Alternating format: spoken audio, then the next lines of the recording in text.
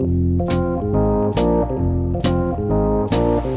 thing I really like is it's not the same all the time. You know, a variety of sports. You get to meet a lot of different people, and you know, the games are always different. You know, a lot of exciting endings. And, you know, it just makes it interesting to me that I'm not always coming to work 8 to 5 or 9 to 5 doing the same thing all the time. It's always changing. Probably my least favorite is the weird hours.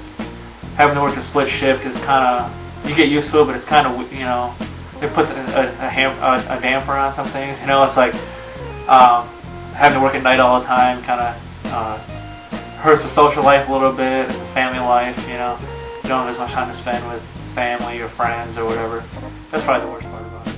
Originally, I went to school for business, but I found that wasn't really for me pretty early in freshman year, and so I started thinking about things that I could do. And you know, I had always been pretty good at writing, and I enjoyed it, so I decided to look into journalism. I took a class, second semester freshman year, kind of intro class to journalism. I joined the school paper as a page designer, and then later on in the school year, I got an opportunity to write a couple of stories at softball at Miami University, and I enjoyed that. And then, but really, what hooked me was the following year, I became a football beat writer, and at the time, Ben Roethlisberger was at the quarterback at Miami, and so they were really good. A lot of excitement, and you know, it was just a lot of fun covering those games and writing features about that team. And so that's kind of really what hooked me into sports journalism.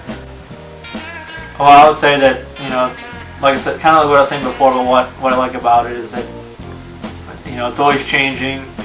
You know, it's exciting. You know, going to sports is fun. Interviewing different people is you know, meeting new people is always fun, and it's a very challenging career as well. I mean, with having to write so many stories all the time, it's, you know, challenging to try to come up with new and creative ways to write.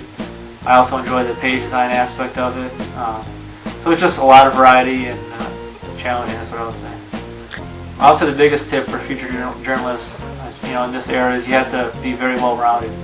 You have to know how to write. You have to know how to design. You have to know multimedia. That's important these days. Handling video, and even maybe being able to take your own photos is important in some small newspapers. Social media is big right now. So really, you just want to be pretty well versed in a lot of different aspects of media.